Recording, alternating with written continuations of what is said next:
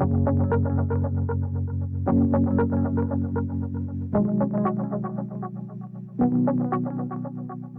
you one who loves to give and receive hugs?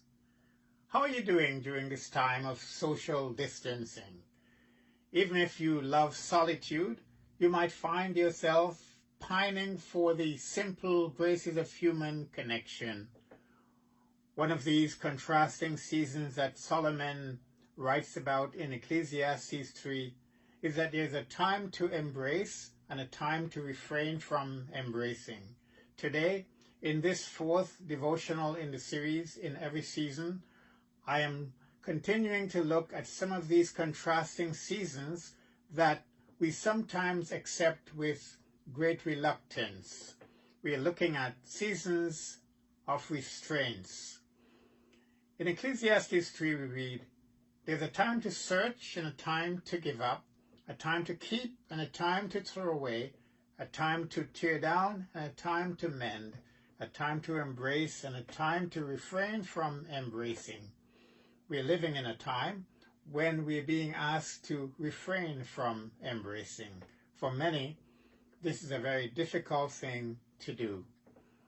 You might be asking, when will we be able to embrace again? Hopefully, it will be soon. In Ecclesiastes 3:5, Solomon says, "There's a time to scatter stones and there's a time to gather them. There's a time to embrace and a time to refrain from embracing." In these verses, Solomon is establishing a principle, not just about the physical act of embracing, but also about how we are to exercise restraints in certain areas and activities of our lives. In relationships, which friendships should we end and which ones should we mend? In lifestyles and habits, which ones do we keep embracing and which ones do we give up? You see, it's a principle that goes well beyond the physical to the emotional and spiritual. The Apostle John, writing to the new converts in Jerusalem, writes, "Do not love the world or the things of this world. If anyone loves the world, the love of the Father is not in them." John goes on to tell us what he means by the world. "For all that is in the world, the lust of the flesh, the lust of the eye, and the pride of life, is not of the Father, but it is of the world." 1 John 2:15 and 16. These are some of the things that we need to refrain from embracing if we are to embrace the love and grace of God.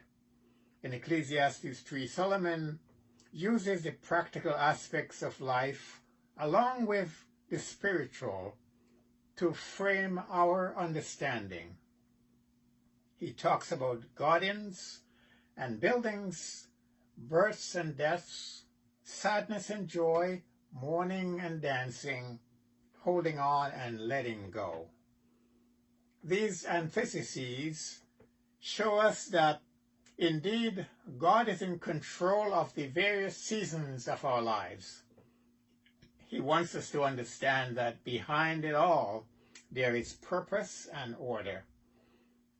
In seasons of restraints, we are encouraged to see life God's way, not looking at it through rose-colored glasses, but understanding God's purpose, and with sober reflection proceed to make amends in those areas and activities in our lives that need to be changed, because there's a time to tear down and there's a time to mend.